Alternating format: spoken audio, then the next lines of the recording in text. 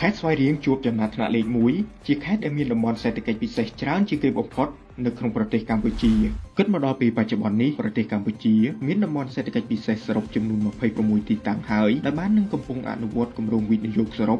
561គម្រោងនិងបានផ្ដល់ឱកាសការងារប្រមាណជាង160,000កន្លែងជូនដល់ប្រជាពលរដ្ឋនៅទូទាំងប្រទេសផងដែរអ្វីដែលចាប់អារម្មណ៍នៅក្នុងចំណោមតំបន់សេដ្ឋកិច្ចពិសេសទាំងអស់ខាងលើខេត្តស្វាយរៀងជាប់ជាខេត្តដែលមានតំបន់សេដ្ឋកិច្ចពិសេសច្រើនជាងគេបំផុតគឺមានចំនួន9កន្លែងដែលក្នុងនោះរួមមាន1តំបន់សេដ្ឋកិច្ចពិសេសមហាថេនស្វាយរៀង2តំបន់សេដ្ឋកិច្ចពិសេសតៃសេងបាវិត3តំបន់សេដ្ឋកិច្ចពិសេសត្រាកនឃីងឬតំបន់សេដ្ឋកិច្ចនាគរាជ4តំបន់សេដ្ឋកិច្ចពិសេសសានតុង5តំបន់សេដ្ឋកិច្ចពិសេសហៃផាកទី6តំបន់សេដ្ឋកិច្ចពិសេសលីឈូឈៀនពូឆាយទី7តំបន់សេដ្ឋកិច្ចពិសេសស្វាយរៀងគីការីសទី8តំបន់សេដ្ឋកិច្ចពិសេស Interior Automobile និងទី9តំបន់សេដ្ឋកិច្ចពិសេសសិនបាវិតដោយឡែកសម្រាប់រាជធានីភ្នំពេញជាប់ចំណាត់ថ្នាក់លេខ2ដែលមានតំបន់សេដ្ឋកិច្ចពិសេសចំនួន5រួមមានតំបន់សេដ្ឋកិច្ចពិសេស Royal Group តំបន់សេដ្ឋកិច្ចពិសេស River Bridge Logistics តំបន់សេដ្ឋកិច្ចពិសេស Fulfen Pakson និងតំបន់សេដ្ឋកិច្ចពិសេស Ultra Chiwar ពួកខេត្តព្រះសីហនុវិញក៏មានតំបន់សេដ្ឋកិច្ចពិសេសចំនួន5ដូចគ្នាផងដែរដែលក្នុងនោះរួមមានតំបន់សេដ្ឋកិច្ចពិសេសក្រុងព្រះសីហនុតំបន់សេដ្ឋកិច្ចពិសេសកំពង់ផែក្រុងព្រះសីហនុតំបន់សេដ្ឋកិច្ចពិសេសក្រុងព្រះសីហនុទី